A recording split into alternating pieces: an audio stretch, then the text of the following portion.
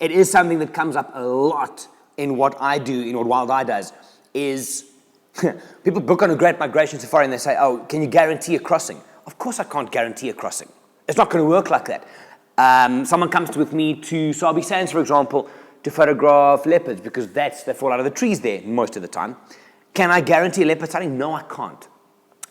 So here's the thing, is if you're in the position that we are in, that we take people to these great places to create experiences for them, to teach them about photography, to inspire them, and to help them get images.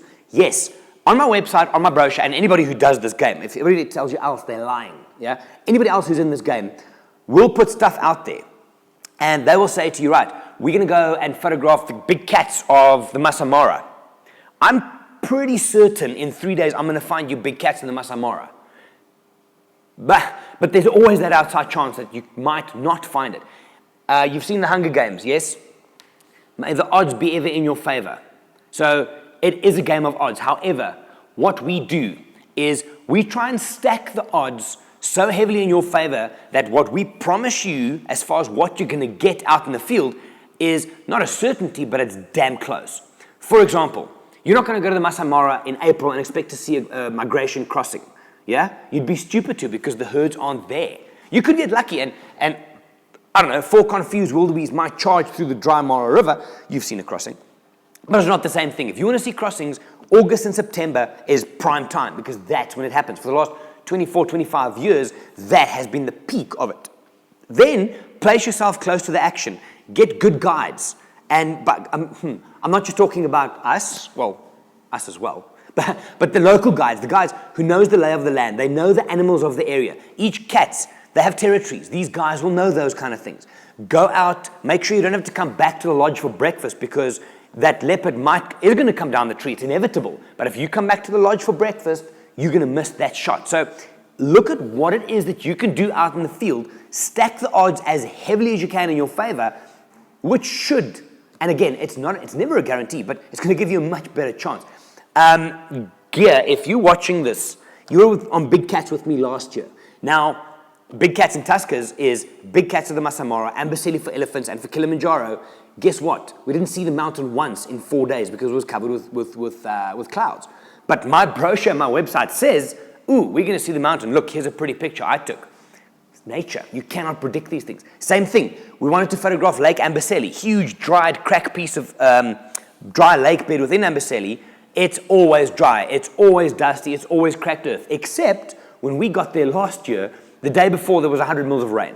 So, yeah, some people were upset and we had a chat about it. Those are the things we cannot control. But the things that you control, Michael, I mean, if you want to photograph wild dogs, I wouldn't go to the Kruger as my first option because it's a huge-ass piece of property to look through. Look at places that are known for it. Madikwe, there's Venetia. Go to Mana Pools. Go to Laikipia in Kenya. So stack the odds based on what you want to do. That's about as much as it is. But, and I'm going to just bring us back now, your question is about client expectations. And that is what we do. I'm not sure what you do, Michael. I mean, if you run trips, you're in the same game. Is guiding, photographic safaris is not about the photography. Yeah. I get a lot of people sending me emails saying, ooh, I would love to come and work for Wild Eye. It's great, it's dynamic, it's whatever else.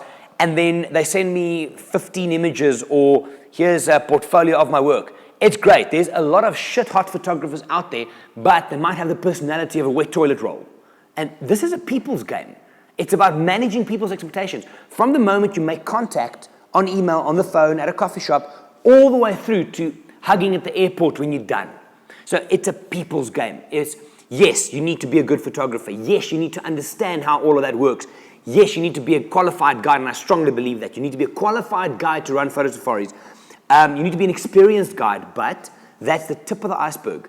Everything else is about how you manage the people. So, Michael, if you're good with people, if you can manage the people within the sphere of the photographic safari industry and make them excited about what they're going to see and get them, raise their expectations and stuff, but always manage it and make sure, because nature is nature.